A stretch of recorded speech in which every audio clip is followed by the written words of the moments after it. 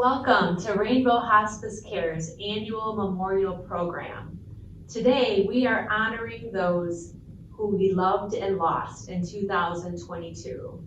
My name is Laura Wessels, and my colleague Hilary Furnish and I are so glad that you're here today to remember the one that you loved and lost, and also to honor your grief the way that you're remembering their life through your life.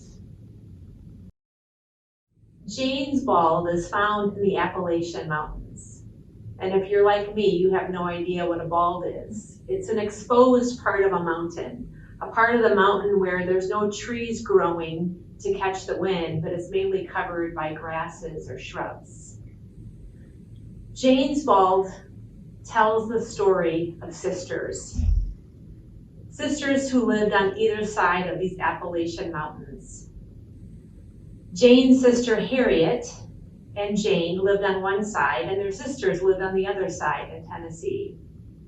Harriet had been sick with something called milk poisoning. She'd been very sick, but she'd recovered, and she felt strong enough to make the journey across the mountain to visit her sisters on the other side.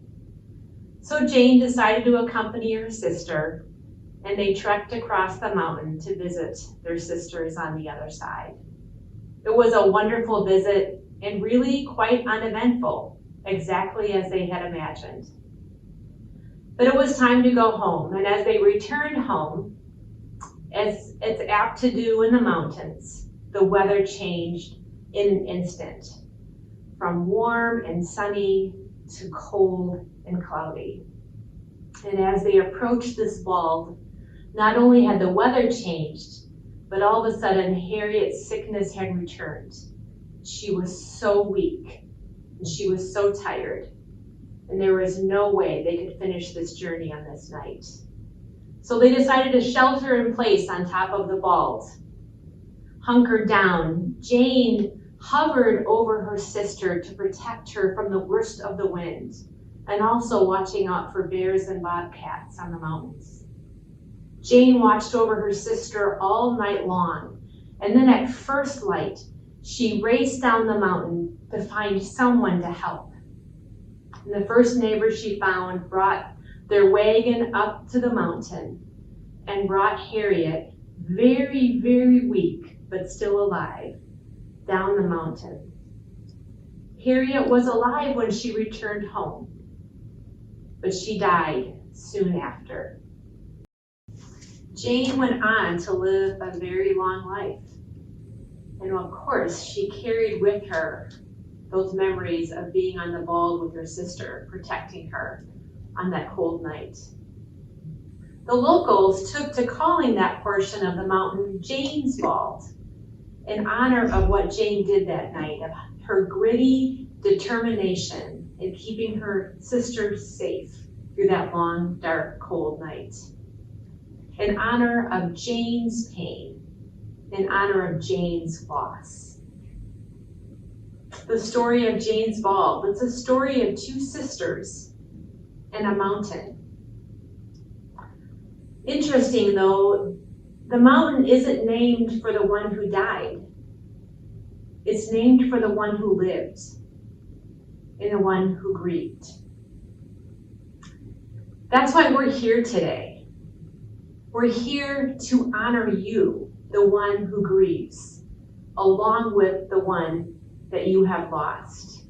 We remember them with your stories and your souvenirs and your pictures, and we honor you, the one who carries on living and the one who grieves for them. Decoration Day is a tradition in the South, particularly Appalachia, when cemeteries are annually cleaned and adorned with flowers. The Saturday before Decoration Day would be spent cleaning all the graves in the cemetery. Then on Sunday, the actual decoration would take place. The cemetery would be filled with music, singing, laughter, crying, food, and storytelling. They would have a religious service and then decorate graves with flowers. Decoration Day traditions emphasize the ongoing role the dead play in our lives.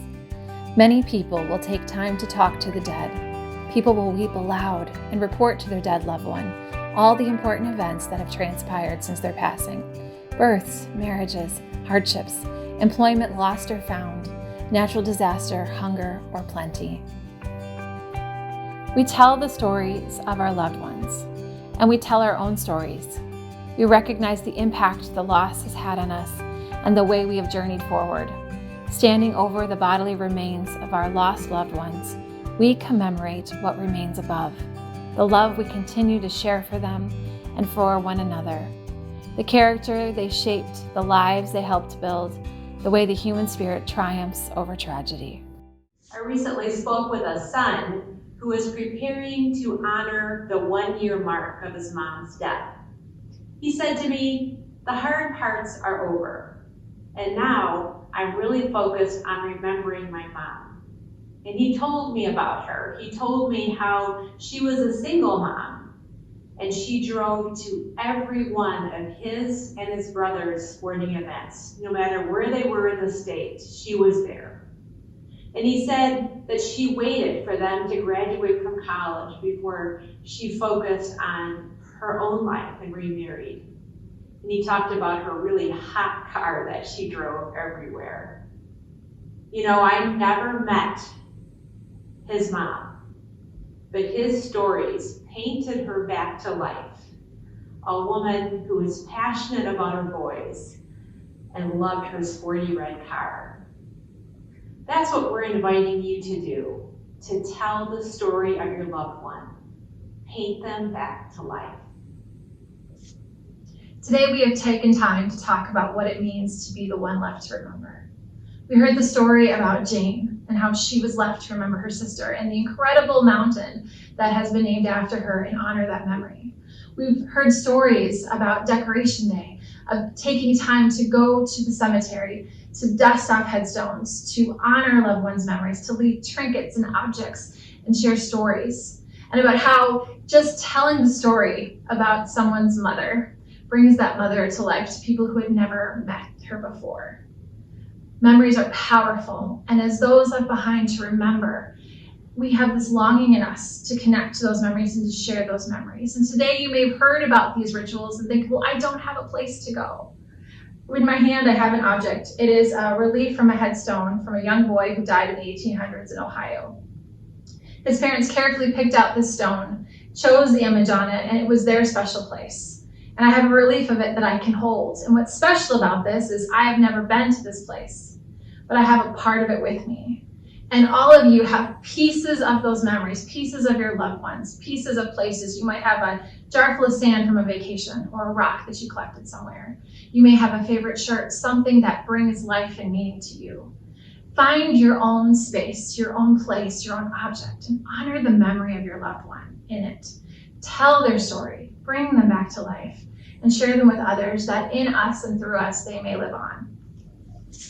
Just as Jane's bald was named for Jane, the sister who lived, the sister who grieved, we are the living stones, testifying to the life and to the impact of our loved ones who have died. As we honor ourselves, we honor them. As we close today, may you continue to be a living stone for your loved one, remembering your love for them, honoring their life, the one you will always love.